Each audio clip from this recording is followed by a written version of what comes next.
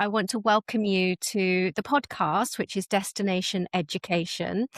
I'm not quite sure if you know what you've signed up for.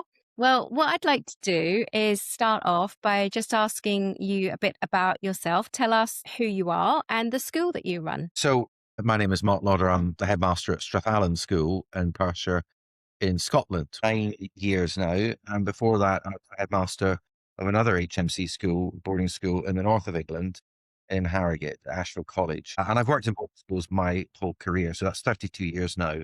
I've worked in boarding and 16 as a head. So it's half my career now as a head, but always in boarding. And before that, I was researching and teaching my college in Oxford, and I was in charge of college discipline as the junior dean. So I was a housemaster too. It's St Edward's School in Oxford. Before that, I was head of history in two schools, which I loved. I mean, I absolutely loved teaching, and I've always coached sport. I think it's only latterly, as I've become busier as a headmaster and also older, let's be honest, I haven't had the time or the consistency of turning up, but I've always coached rowing and rugby. And I teach Highland dancing because I think that's a great skill to have. And in Scotland, of course, it's just part and parcel of if you have social hobbies.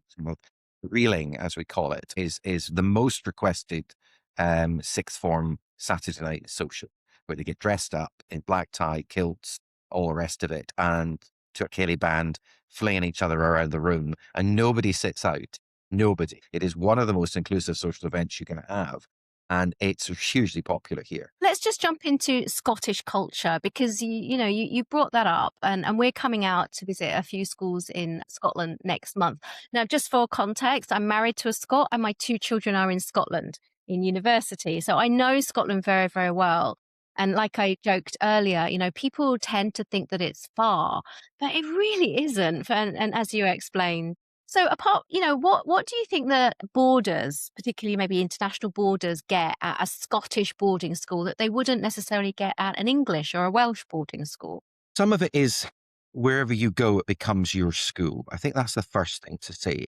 Some of the differences, are really quite small in some regards, if that makes sense, because of the Boarding Schools Association, because of child protection, safeguarding requirements, all of those things. The regulation around boarding is really very tight in the UK. So that means an awful lot of things are very standard now across boarding schools. So really the differences come from the nature of the school, if that makes sense. So and culture of the school. So I would say in Scottish boarding schools, our boarders get to go to the city for shopping, to go to cafes, to go to restaurants, all that sort of stuff. So you get all of that at the weekend, but in the weekday, you're in a country setting with a huge campus, clean, fresh air, and all that sort of stuff. We've got big cafe on site, so that you can have your retail fix if you need it. But the rest of the time in boarding school, you're busy. So there is some downtime. The day is not as compressed as a day school. So a day school will be really busy from say 8:30 till about 4:30, 5 o'clock at the latest. And everything's really compressed and it all gets packed into that time. In a boarding school, the day pupils that we have, we call them day boarders. So there's a cultural difference. So our boarding pupils and day pupils are housed together. We don't have separate day houses at Strathallan. So there's complete integration in that sense. That also means you're not finding big, numbers of single nationalities if you're not British in a boarding house. So therefore, really speaking English, getting involved in British, Scottish culture is therefore much easier to do in that sense. The other thing about Strathallan, which is unlike any other boarding school, we have single study bedrooms for everyone in senior school because it's a good preparation for university, and there's the privacy aspect, and I'm with my friends. And that's the Right. thing that you'll hear a lot. I'm with my friends. That's why I like boarding. Is there an argument for saying, what are the potential downsides? What are the upsides of having shared dorms? Well, the upside would be integration and not being left alone. If you think about in the last 30 years, the changes to how people live across the world, the number of pupils these days who share bedrooms is almost zero. The idea that you suddenly are, you leave home, you're still 13, 14 or 15 years old. You're suddenly in a room of 3, 4, 5 people. You've never shared for, it's suddenly a very strange way to live. So that would be maybe the downside of that. I think that what we find is that we have to have a mechanism by which we scoop everybody up to go to the dining hall, for example, so that somebody's not sitting in the room alone. That's the potential downside. When you're younger, you're still making friends, you're relatively new. But within about a week to 2 weeks, those concerns have generally died out every academic year. And then it sort of works. And because the houses are so well staffed, I'm an adult in the house all days, and because we are observing what's going on in the dining hall, and that's where your prefecting comes in too. So we're still that vertical arrangement, third form all the way up to upper six. So the prefects are living there. There's a buddy system. And if you join here, which happens quite a lot, then you're assigned, two buddies, and a member of the sixth form prefect team will be assigned for the first couple of weeks just to keep checking in on you and making sure you know what you're doing and where you're going. And the pupils settle in really quickly because of the induction. If I see somebody just not in lessons exactly on time or whatever, and you can see them looking around, they're not sure what they're doing. So you pick them up, you scoop them. And I'll often take people to lessons because if I walk them into the class, they're not going to get into trouble for being late, which is worth it. If you're new somewhere and then the teacher 2-3 weeks into term says, "Where are you?" does all that kind of classroom management stuff, then you pupils are a wee bit vulnerable. So if the headmaster's into class, you're fine. And I think that's in a boarding setting. You wouldn't get that in a day school, but you certainly need it, I think, in a boarding school with international borders. So that's how we would approach that. Yeah. Tell me a bit more about the breakdown of the international borders versus the British borders, and what's the breakdown of nationalities? Yeah. So we'll have about 20% of the school. So you're probably looking at about, if it's 500, so it's about 100 pupils, will Okay. live overseas, if that makes sense. Now, about But what half percentage are borders? in the school, in the senior school, will be 65. Okay. However, in third form, you're looking at sort of, so aged 13 to 14, you're looking at boarding being around 50%, and then grows. So British international boarding will be stronger maybe further down, but British boarding is stronger in the sixth form, Yes. Yeah. particularly girls boarding, funnily enough.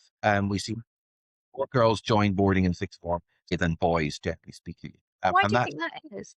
I think it's a confidence thing. I think it's also a preparation for university. I think it's, taking that next step too, and just getting a bit more independence. Mm, I don't think it's a boys are tougher, can board earlier, girls board later for that. I think that's gone. That probably was around about 30 years ago when I started in teaching. I don't think that attitude's there to the same extent anymore. Also, there remain more girls' schools than boys' schools, single yes. sex, I mean, in the UK. So where a Currently. girl single sex school wants Currently. to go co-ed before university, because if you think about it, in university halls of residence now, they're not male and female. They're all co-ed, pretty much. Mixed. Yeah.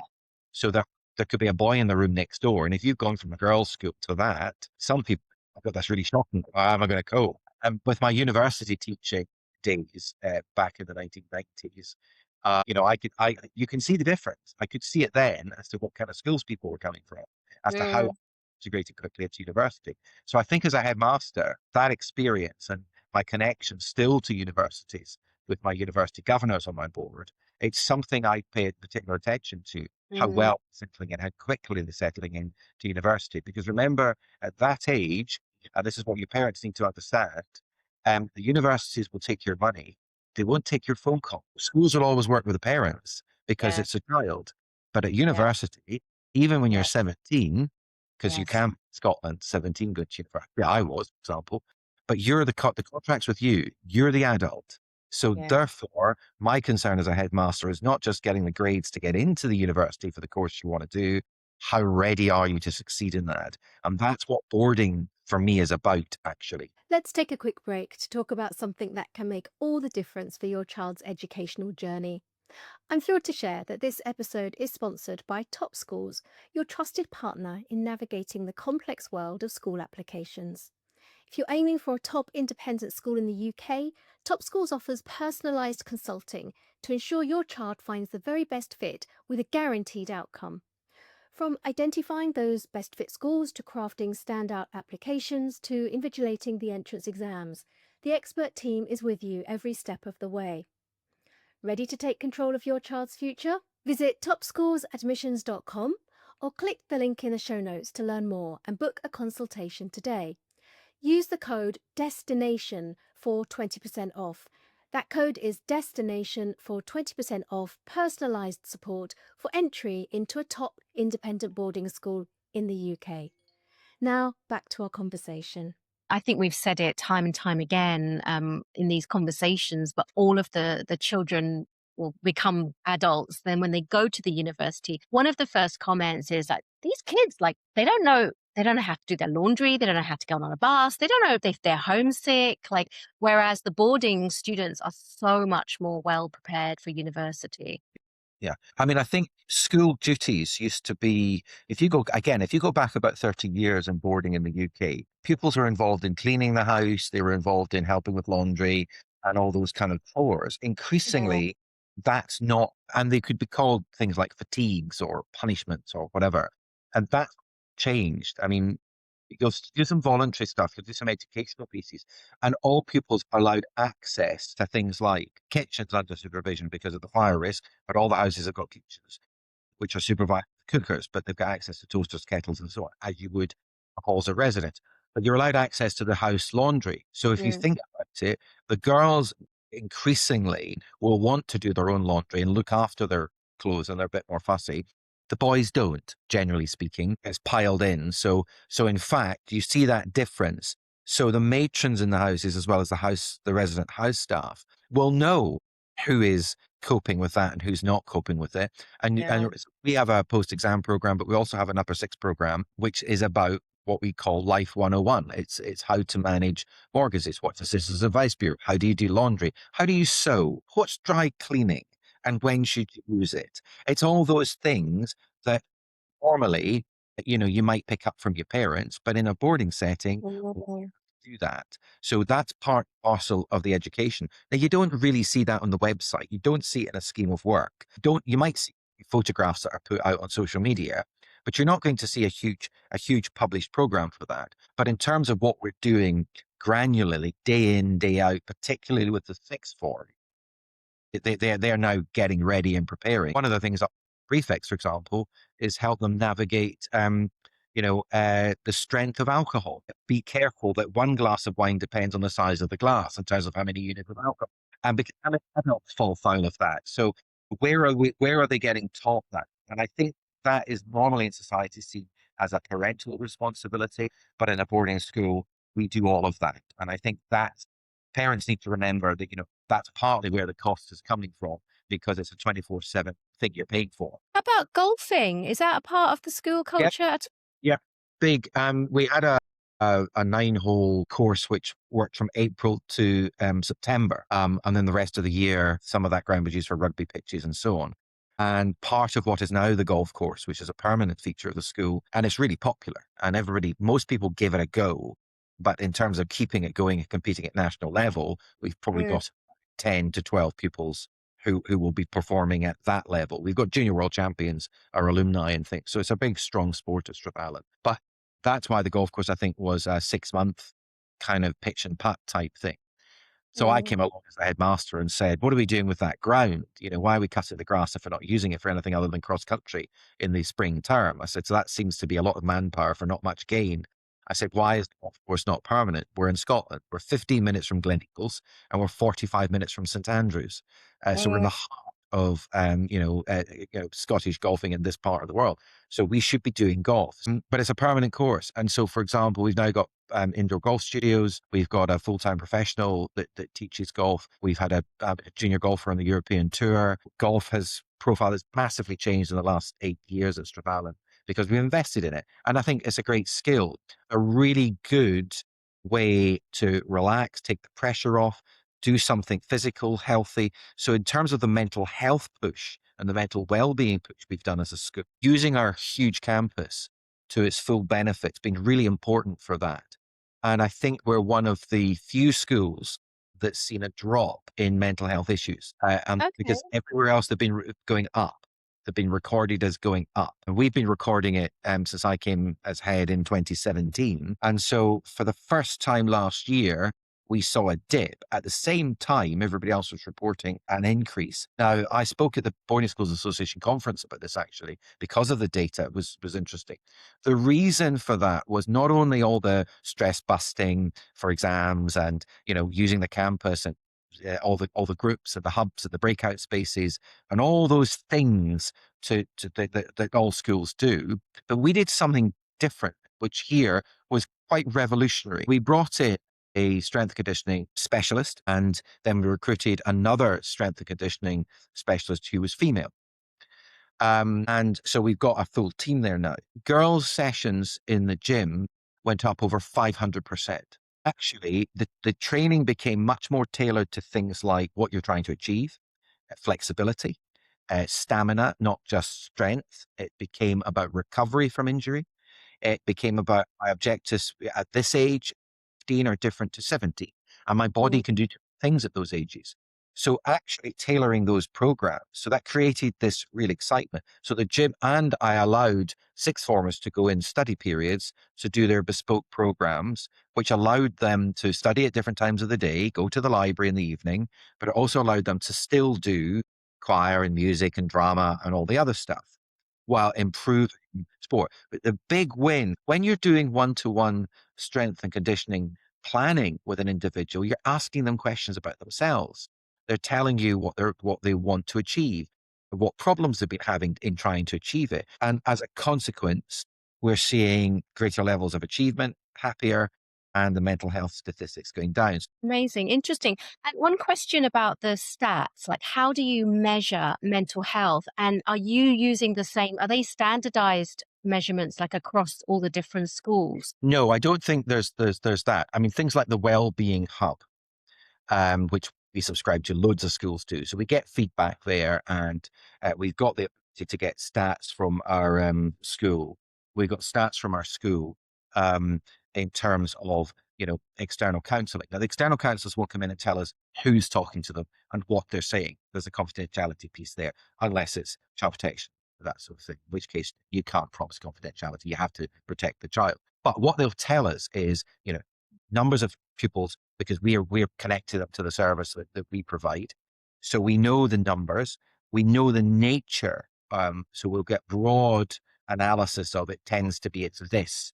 It could be an eating issue particularly, or it could be anxiety issues based on academics or whatever. So we'll get Yeah. a sense of where the issues are going. Then we look at who's turning up to the more open sessions that we'll run, who's turning up and being referred by the GP. So we have 3 school doctors. So who's being referred there? So all the health centre statistics will be part of that. If I'm not wrong, that's actually, it's got to be quite some severe conditions or symptoms. Absolutely. Yes, Yeah. yes. If you think about the range of say the mental health and wellness in the population generally. So if you take that in a school setting for the 500 pupils, you'll have a tiny number, literally single figures, who need professional clinical help. And we are supporting in that. And that's sometimes why the boarding is required. You think it would be the other way around, but sometimes coming to boarding is to give the stability and the support. And that's why those children access boarding. So that means that we are doing everything to support, guided by clinicians. So that's not really mainstream school stuff, but we'll support it. But everybody else is within the school. Now, there will be a small number, a small proportion who are not at that level, but they're maybe presenting outside of what we would consider to be the norms. And I say the norms plural because what is normal, right? So outside norms, and we're noticing things, and we're providing help, and the chaplain's part of the team. So we'll pick it up from whatever source.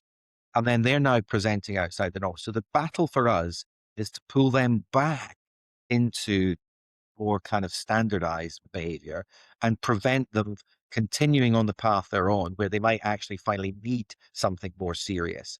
And I think that's Mm. where we'll be focusing as a school. So they're going to have moments where they're feeling vulnerable or they're feeling anxious about things, because that's normal actually. Mm. So the thing is how you then tackle that so that it becomes something they're resilient enough to cope with.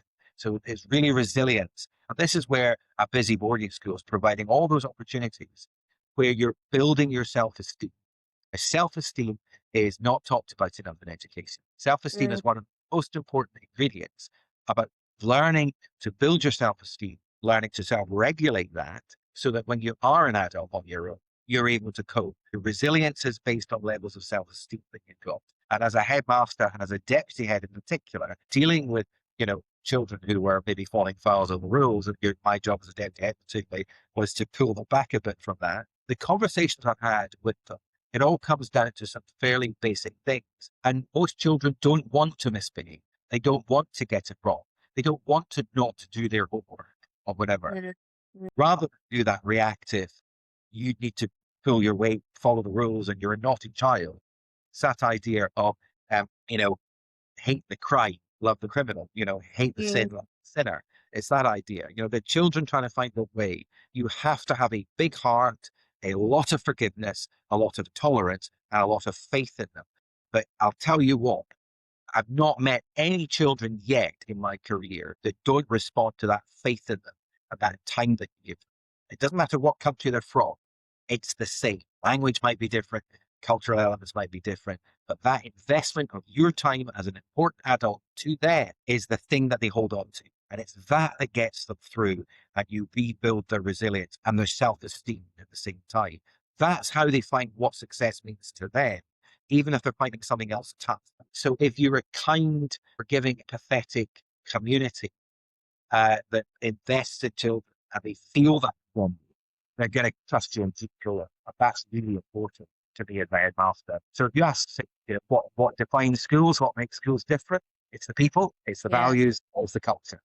Look for that, and you've got to feel it rather than read about it. And that's why visiting schools is so important. So when you talk about coming to Scotland and Scotland, well, that's really critical for what you're doing. So, well done you, and thank you for doing that. You're so right. As you're talking, I'm thinking of different children that I've worked with, or families, or my own children, and I recognize, the thing is, it's very easy to say, and it's hard to do, isn't it? But I think it's just about having the heart. And I know I've met enough like housemasters or house mistresses or matrons or even teachers that have got it's a vocation, isn't it, to work with young people. I think children are very good at putting on a mask. They're very good at coping up to a point. And they're very good at not troubling adults because they don't want to be a nuisance. They don't want to worry their parents. So you have to find techniques of both reading them, but also giving them permission to say it's okay. And this is moving away from maybe some of the old stereotypes, boys don't cry, that sort of thing. I'm not saying we should all go around blubbing, but you know what I mean? It's that idea of sometimes it's okay. And I think as a headmaster, I stopped worrying years ago about trying to be the best headmaster and try to be, and I'm just happy that I am me. I'm doing the best I can. This is what I think. And that's authentic. And I think that's the thing with children. They can sniff a fraud at 100 paces. Their sense of justice, their sense of whether you're real to them is the key. So for those people who, kind of go around, I say, being a headmaster is more than wearing a gown, swanning around and pointing at things and handing out certificates. It's actually about being there, being real, being with them. And for me, it's the best part of the job, actually. And when they can make that connection with you, that makes you more influential so that when other bigger issues come along, they're going to listen. Now, that's what parents should be wanting from a boarding school. The ability to influence children to make the right decisions when it really matters. So make sure you're there for them and listening, because actually it's an insight into them as much as it is them having an insight into us, because an insight into them means you're understanding them better, which means the advice you give is tailored to them. So when they're presenting a problem, whether it's academic or performance in sport or whatever, you're able to give them what they need rather than generic advice you might give to everybody. And I think that's where that sort of tailored, bespoke approach, which we talk about in a marketing sense, but that's what it in real life, that's what it feels like. That's why so many boarding pupils get on so well later on in life, because they've had that input. And so choosing a school that chimes your values as a parent is where your child is most likely to be happiest, actually, and most likely, therefore, to succeed in the things they're trying to do. There is another big topic I want to cover, but before I do, just want to, did you board yourself? Were you a boarder? No, I wasn't a boarder. Grew up in the west coast of Scotland, and I went to my primary school. Was a good boy. it was Joseph in the Nativity and all that kind of stuff. And went to secondary school. Now, in my first year in secondary school, this is where the story for me got interesting, and this is what's informed a lot of what I do pastorally and academically, and why I work in boarding actually. So in my first year at school, my father was diagnosed with cancer in the spring and had died in the June. So I was 12. Um, and at that point, my mother had to learn to drive. She had to go back to training, more training as a nurse to get promotion because she had to become the breadwinner and so on. So if I didn't get things at school, I didn't get them. And I also got part-time jobs as soon as I could and started to buy my own clothes and become a little bit more self-sufficient to help my mum out. But I worked quite hard and I got funneled into university because I was in the Latin form. So I got funneled in by the Scottish system, but I'm the first member of my family to go to university. I went to the University of Oregon on exchange.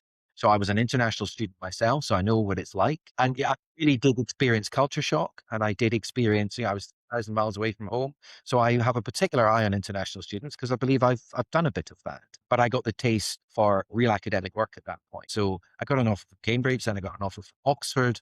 Everybody in Scotland said you should go to Oxford because that's the stuff you want to do. I went to Oxford. Within a term, I was rowing, I was singing in Christchurch Cathedral.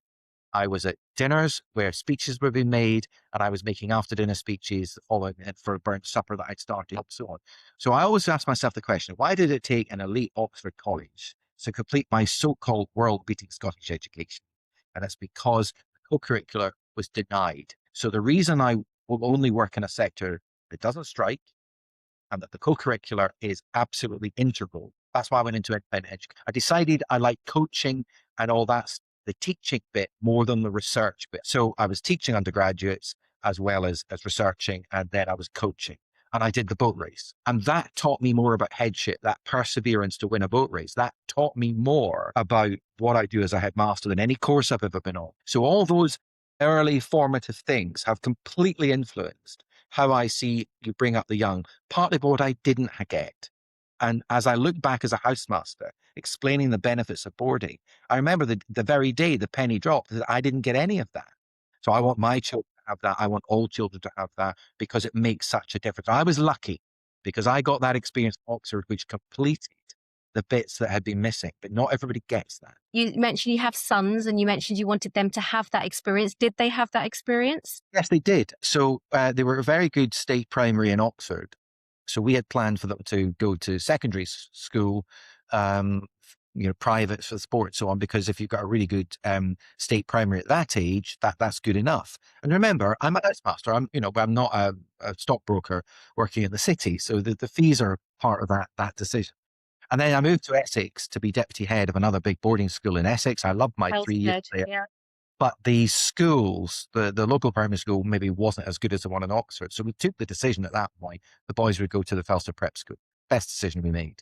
So yes, we had to script and save and do that a lot of parents do. So I feel that pain. I understand that. My boys didn't really look back. And my sons are very different. One is very academic and the other is very artistic and doesn't consider himself to be academic, but actually got A's and B's and he's higher. So frankly, I'm as proud as punch. Yeah. So the other one boy, he now works in Madrid. He's an engineer. He went to Edinburgh University after here, and that was partly COVID. Didn't want to be too far away from home. He was elected head boy when he was my son. Now I was stunned by that, but his peer fought. I had a delegation say, because I said to my son, I can't appoint you as the captain of school because I'm your dad. That's just right. And I had a delegation of lower six. We think this is incredibly unfair, sir. William is a pupil like the rest of us. He's entitled to every opportunity that we get.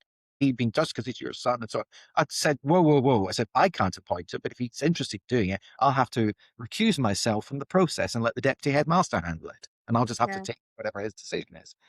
So he can do it. I said, yes, but I'd have to do all that. Oh, that's all right then. Thanks very much, sir. And off they all went. But there's that values, that culture, that he's entitled to that. That not being an upstander, not a bystander is what we call it at Strathallan.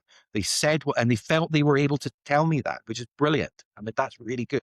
So he got elected. He was captain of school. Goes off. He was the Ducks. He got, top grades in his 4 A levels, and he goes off and he wins university medals when he graduates and so on. And he's now having a great career and doing really well. But he played first 15 rugby. He was in a competition pipe band playing the bagpipes. He played trumpet, cello, and piano. So he did those things He at married sport. a music teacher. The other one, however, did hires, not A-levels, but he did A-level art. He's literally in a week's time finishes his final work in the Glasgow School of Art. So we'll go and see his show at the end of May, and he graduates in July. So he went in a different track, but What's he his also medium? so he played graphic design is his major thing. But he loves fly fishing, which he learned at school. He was a Yeah. clay shooter. He played first 15 rugby. He also played the flute, the violin, the piano, sang in the choir. So they can sit down next to anybody and have a conversation. Doesn't Yes. matter who they are. It could be the king. It could be, the cleaner in the boarding house. They can talk to anybody and they treat people with respect. Now that will carry them far in life.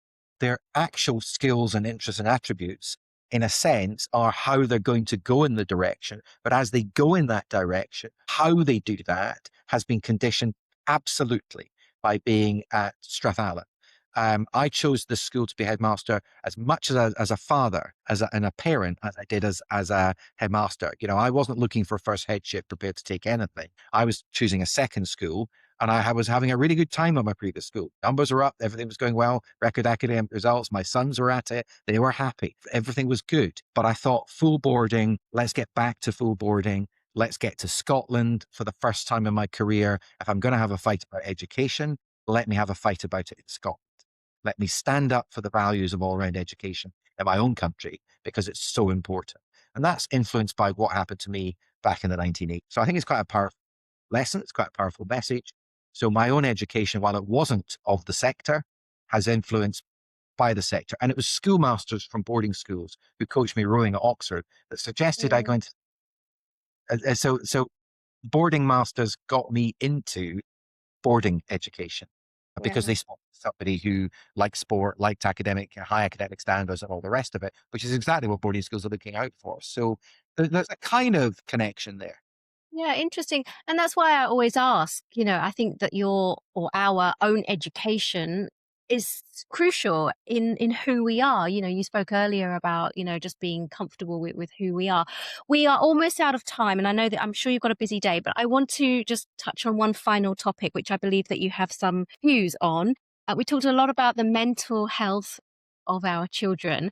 I want to ask you about the financial health of the sector and particularly maybe each school, because I believe that you have a view. We've been talking about it for over a year now. When was it? January 25 that VAT came in and has devastated the sector. Interested in your views. So if you take I think the sector's been in relative difficulty for a while. I don't think VAT on its own is the sole cause of some schools' problems. It's given every school a problem. Yeah. That's what's different about VAT from some of the other things that have happened in the economy in previous years. So we're thinking, so in Scotland, as a charity, we're a non-for-profit organisation, but the law was changed in Scotland, which is different to England, but it's now happened in England, so it's now UK-wide, that we have to pay full non-domestic rates and then the national insurance contributions. I mean, both of those things themselves are substantial. And then you put on VAT. So schools had a choice to make. Do we absorb it to help parents? Do we simply pass it all on, or do we do something in the middle? And that told you about schools' relative financial health and their position and so on. And I think that's kind of been going on. The other thing is, if you go back about 30 years, so I was coming into education, so in the 90s and in the noughties, so just after the millennium, schools were still in a bit of an arms race for facilities. You could get about 7 professional classes, lawyers, dentists, doctors, and so on, who could afford school fees, boarding and day, and probably not needing too much financial assistance. A scholarship would be nice, but you weren't looking for significant means-tested bursaries. So if you go back about 30 years, that was a sort of situation. So as schools were improving facilities because of the standard of boarding, remember the Children Act only came in the UK in 1989. Corporal punishment was only towards the end of the 90s. So I'd left school when corporal punishment was banned. So it's in my lifetime. So what happened was fees would go up way above inflation because schools were using the fees to then build boarding houses, swimming pools, gyms, music schools, develop their classrooms and so on. And there was a need to upgrade. I mean, I'm not suggesting that was frivolous. It was required. But the way you did it was by, if you needed something else, you could have a fee rise, an extra 1%, and then over the next few years, you pay for this building. And endowment, development, and so on. So all these mechanisms have been used. As that continued, and as we went through financial shocks, particularly around about 2008, 9, and 10, what tended to happen was that suddenly fee rises were pushing people out of affordability. So suddenly more pressures being felt on the schools to subsidize or to raise money and to literally discount fees in order to keep the numbers. And those international shocks impacted boarding, then changes in legislation in other countries, then other schools opening up internationally would have impacted the boarding market. So boarding numbers start to fall. So that pressure's been building really for the last 15, 16, 17 years. We've got to, VAT's been the thing that's tipped it. So everybody says VAT is the principal cause, but there are other causes as well. And so what's happened is fees have had to be suppressed while costs have risen up much more quickly. So the value of a fee has gone down to the schools at a time when parents are saying, if we're paying more, we don't want less than we had before. But the school has got less wherewithal to provide that. So the outcome of headship, if you like, at the moment, is how you maintain the quality and the product of the service while you rein in your costs. So that's kind of where I think my experience is ahead over the years. I'm not kind of coming straight in as the idealist academic who wants, his new library and all this kind of stuff. I mean, I'd love all those things, don't get me wrong, but actually I understand that relationship between parents' fees and the sector. And so we've gone completely down a commercial route. We've been doing it for years. We've pulled back all our subsidy when other schools have extended theirs. So we're in a strong position at Strathallan. We've been preparing for this for a long time because Scotland, frankly, is always a bit of a tough independent school market. But we haven't cut any subjects. We haven't had the redundancy programs that you're reading about elsewhere because we got ahead of the curve, basically. So to speak. And that comes from experience. My bursar's been here for 20 years. So him and I, we're not quite in lockstep in terms of our careers. That's 16 years as a head, that's 20 years as a bursar. But we've seen these changes throughout our careers, if that makes sense. And I've always understood that independent education it's not guaranteed by anything other than parents will want to pay for it. So I've always had that view from my first time as a teacher. When I started teaching at Shipley College in Henley-on-Thames, I had a rower, so Henley-on-Thames to me was heaven, if you think. I remember the headmaster ringing a bell for common room Monday morning breaks. If he rang the bell at any other time, there was an announcement, and it could be good news, it could be somebody had an accident or whatever. It could be that. So if the bell got rung at any other time, there was another announcement. And he would ring it in the summer term for one announcement. And we always waited to see when this would come. And the announcement was, we've hit budget. So this was after Black Wednesday. This was 1994, 95. So it's the impact of that financial shock. So my initial time as a young new teacher coming into the sector, fresh and coaching and doing everything that the headmaster would give me to do. But I was completely aware from the get-go that this was not guaranteed. And I think that stood in good stead, actually, that headmaster, and how I appreciated that. Because I think there sometimes is that thing in education and academics that we're not interested in commercial and money and so on. We're academics and we need to be pure. This is an investment in people's children. They are spending as much on their education as they sometimes are on their houses, if that makes sense. So actually, you've got to recognize that parents are giving you their two most precious things, their money and their children. Yeah. And hopefully their children comes first and their money second. But you get my point. You need to be mindful of that in everything that you do. And the cost with VAT on top now means this is a luxury product. So there's two things we do about that. One, work hard to make sure it's not about a sense of entitlement. It is a sense of partnership. And second of all, it's that idea of increasing income to fund means-tested places so that you widen the access to this kind of education as much as possible. So we're talking military, diplomatic corps. We have children who are in care. I have children in a school who have no parents, who only have a guardian because the parents have died. And the boarding school can give them that stability and that level of role modeling, which can be quite difficult in the care system. So it's not just a question of those who can afford it get it. There's also that charitable piece of public benefit. Now, Scotland has an active charity regulator. England's regulator is not as active. So they don't really have to do this. We have to demonstrate our good to the public, which means access to our education for people who can't afford it. That's a duty, that's an obligation, or the regulator will step in and close us down, so to speak. So I think that is actually part of the educational culture and fabric of the school, that we're here for the benefit of everybody. So when you can come to my school, when you leave my school, you're going out to do good. You're going out to do service. You're going to use this privilege and benefit you've had, even though you've paid for it. You're going to do that for the good of others. And that's back to values again.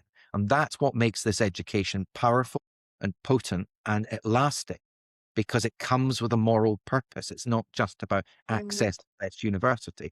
That has to happen, but it must come with a bit more than that. Otherwise, what are we doing it for? Do you think that John Swinney has a better handle on that than Keir Starmer? Yes, I do. I think the Green Party and the Labour Party are committed to the VAT policy. The other parties aren't as committed. Now, whether they'll undo it will depend on public finances. Because in England, you're getting a net 1.1 billion from this policy in year one. In Scotland, it's about 40 million. And from September, this policy will cost the government more in Scotland than they're getting in tax. So after 5 terms, in Scotland, VAT will cost the government more money than it's collecting in tax revenue. So it's a net, it will cost more money to the government. Funding the school places and the additional teachers that are needed costs more than the tax revenue they're getting from the VAT. So it's not achieving in Scotland what it was meant to achieve. Actually, that's going to continue. So although there's depending on which source you read, it's between 70 and 80 schools have closed citing VAT, or it's about, the figure I saw first thing this morning was 105. Now that's only 25% of the projected closures in the UK. So we've still got a way to go here. And the election, a general election, is going to come too late for that. So I think in terms of parents have got that additional thing of asking, not only is the school right with values and so on, is it stable? What's the size of it? Who's in charge of it? How many heads have they had? What's the governing body like? What's the medium to longer term future of the school looking like? That's another additional piece of research parents have to do. And that's why I asked, and that's something that we are doing more of. We're doing more. All of the accounts are available online. So maybe I'll add a link in the show notes to, here's the accounts for the I think school. that's right. I mean, we have no debt and we have no overdraft at Strathallan, and we're keeping it that way, and we've got money in the bank. So yes, we're finding it tough because talked to you about the value of fees. Remember, COVID meant that there was no boarding, but we still had a school to run, so we had to remit fees. So every time something has come along, it's damaged us, and our costs keep going up. And of course, the conflict in the Middle East at the moment is going to add more to prices. But we've got a strategy around that so that we're not going to pass everything on to parents in terms of fee rises. And that's a really important thing to understand. We are committed to maintaining affordable fees as long as we possibly can and finding other ways to bring income into the school and not putting it all onto the parents, which was what was going on in the UK for a considerable period of time. But remember, I'm a Scot. I'm not of the sector. I'm also a parent. I kind of get it. So I think as a headmaster, we've taken maybe a slightly different approach and a certainly more worried approach for, say, because I became a headmaster in 2010 at that crash. So I've always been mindful of that. And coming to Scotland, it's going to be a tough gig anyway. But actually, we've come out of this so far in one of the strongest positions. But that's experience for you. And that's also this idea of what matters most in education. So whenever the governors make a financial decision at Strathallan, the question is, and how does this impact that core educational provision and the vision for how you bring up children? Because in the end, if you get that right, people will pay for that. Again, that's the baby you hold on to when you change the bathwater, if that makes sense. So never lose sight of the children in this process. And that's really why you need these pastorally minded people like myself with my background in charge of businesses, because it's a people business. It's not a for-profit business. It's a people business. And we have to put them first. And so I'm investing in staff, not facilities. And I always have done. Always be to me people, because the people are the ones doing all the nuanced stuff we were talking about earlier on in the interview. Catching these things early, spotting the issues, lifting the children up, allowing them to achieve all the grand things we see on the prospectus. It's done through people. That's where you put that's your biggest cost. That's the thing you protect the most, because that's what delivers for the children. And that's what makes them successful later on in life And that's why it's a vocational job. You're improving the world one success at a time, one pupil success at a time, get out into the world doing well. That's how the world gets to be a better place. If all education took that view, rather than be completely driven by statistics and accountability for the billions from the government, if we put pupils genuinely at the heart of this sort of thing and did education policy, non-political, non-partisan, through a royal commission in this country, you would get better education for everybody and not just the independent sector, if that makes sense, and some of the leading state schools. The disparity in standards would close up if you did it that way, in my view. And that's why I have a partnership with a local state school. We're the only school in Scotland to have a senior school state partnership where we work together. It costs us any money, just costs us time. But what we've gained and learned from that in the independent sector, and what they've gained and learned from it, is making both schools better. Why would we not do that? That's not government policy. Incredible. Thank you for all of your wisdom and insights. It's been a fascinating conversation. For those people who are listening and watching, thank you so much. And we'll put all of the links where people can find you below. Thank you so much. Thanks for listening. If today's episode sparked questions, or if you're ready for support with UK boarding school admissions, we're here to help. Reach out to us at www.topschoolsadmissions.com or follow the link in the show notes. Your child's exceptional UK boarding school educational journey starts with a conversation, so let's have a chat.